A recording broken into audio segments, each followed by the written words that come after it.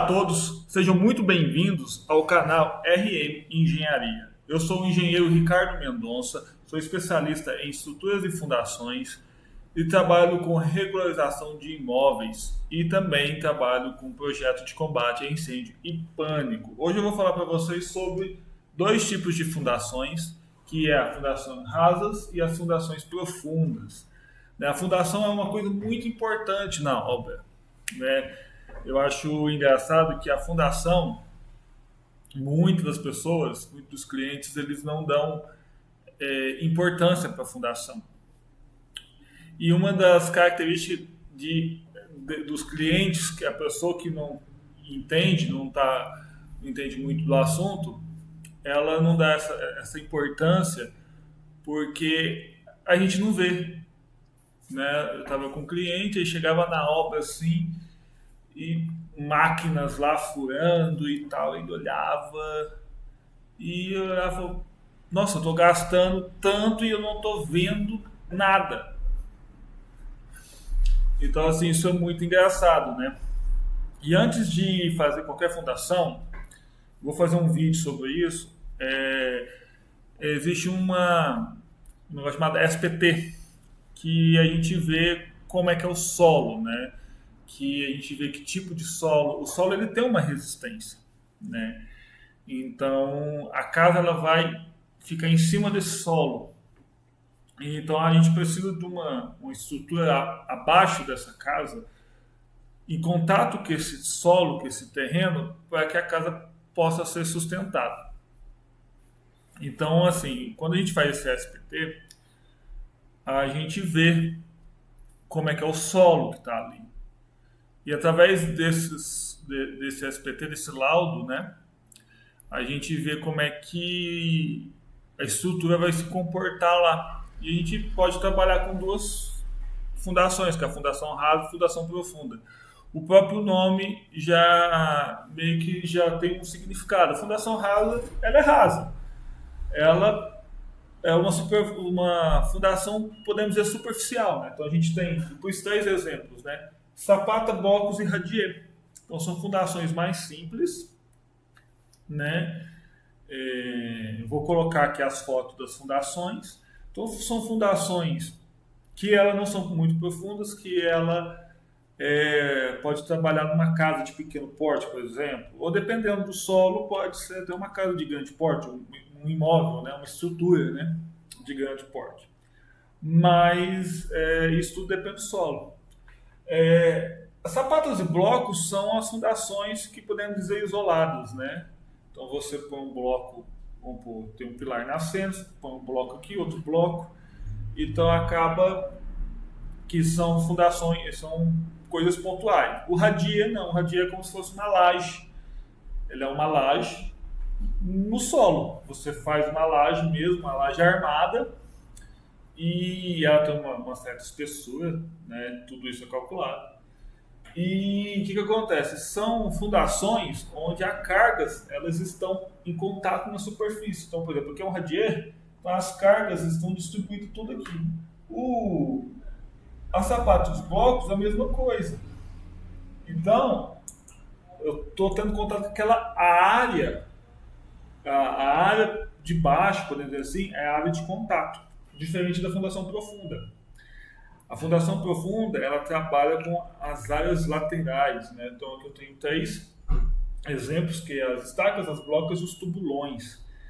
E o que acontece? Como elas são profundas, essas estacas elas podem chegar a 20 metros, né? Eu já trabalhei com estaca de 15 metros de profundidade. Então assim, e o que acontece? Elas é por atrito, então a força delas está toda na lateral. Então o contato com a terra não é nem na área, porque elas acabam sendo pequenas, né? Por exemplo, tem blocos, estacas, que eu já trabalhei com estacas hélice contínua, né? Hélice contínua, vou deixar as fotos aqui.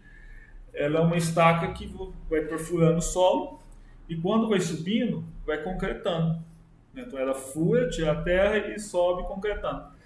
Essas estacas, elas podem ser trabalhadas com um diâmetro de 30, de 25, né? Então são fundações relativamente estreitas, podemos dizer assim, porém compridas. Então, elas vão ser o contato lateral. Aqui já é o contato da base, né? Então aqui já é o contato lateral, elas vão trabalhar para o atrito lateral, né? E aí acaba. E quando eu utilizo uma ou outra, né? Ricardo, eu vou fazer uma casa de pequeno porte, 70 metros quadrados. Eu posso utilizar isso aqui, faço um radinho ali e tal. Olha, faz um estudo, né? Eu já vi casos em que às vezes você olha superficialmente, o terreno está muito bom, mas quando você faz o estudo SPT, o solo não está bom.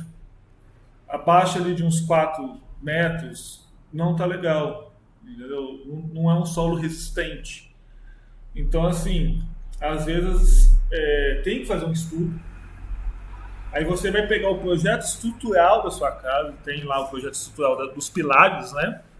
Os pilares eles vão descarregar nos blocos, e aí os blocos vai descarregar nas fundações. Então, assim, tem que fazer o estudo do solo e o estudo da estrutura, né? Então, quando eu fiz aqueles sobre as análises o que eu devo saber antes de construir, isso é um dos casos.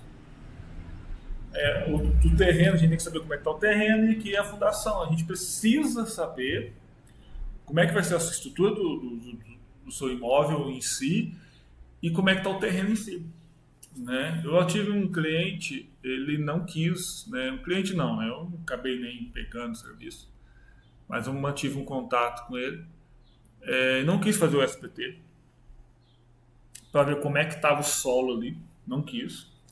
Ele contratou uma máquina para perfurar e o que aconteceu? O que ele falou pro rapaz? Ele foi perfurando até onde a máquina conseguia.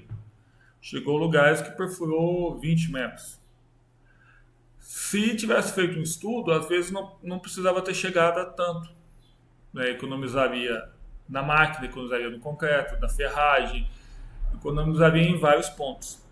Então, assim, às vezes um SPT desse, uma análise do solo, ela custa em torno aí de uns... Aqui na região aqui custa em torno de uns 2.000.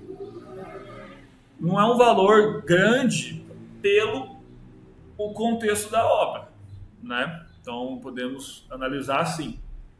Não estou dizendo que é barato. Eu só estou dizendo que a porcentagem desse valor, ela não é significativamente grande pelo o contexto do que você vai gastar com a obra. Então, assim, e você economiza, né? Às vezes a pessoa foi 20 metros. Olha, no estudo aqui, 10 metros já está tranquilo a sua casa, está de boa, não vai ter problema com fundação, né? Então, assim, a gente tem que fazer esse estudo. E aí, às vezes, se tivesse feito estudo, no caso dele, às vezes não precisava nem ter feito estaca, poderia ter feito um radia. A casa dele não era grande, entendeu? Então, assim, tem toda essa jogada. Faz o estudo, fala, olha, não vai gastar com fundação profunda não, a gente faz um radia aqui de 20 centímetros, 15 centímetros, 30 centímetros aqui, tá tranquilo, aguenta tranquilamente. Então, assim, faz o estudo antes, né? Eu sempre reforço aqui no canal aqui sobre os estudos, né? A gente tem que fazer os estudos, analisar bem, fazer os projetos, faz os estudos, faz o projeto de fundação, que ele é muito importante. Então, assim, essa é a minha dica de hoje, essa é a análise que eu faço hoje sobre as fundações. Vou trazer um pouco mais aprofundada dos outros vídeos, né? Mas é isso aí, eu queria agradecer a todos que ficaram até aqui. Muito obrigado por ter assistido ao canal. Deixa aquele joinha que ajuda bastante, deixa o seu comentário, tem pessoas deixando comentário, eu vou responder a todos sim. Mas muito obrigado e até a próxima.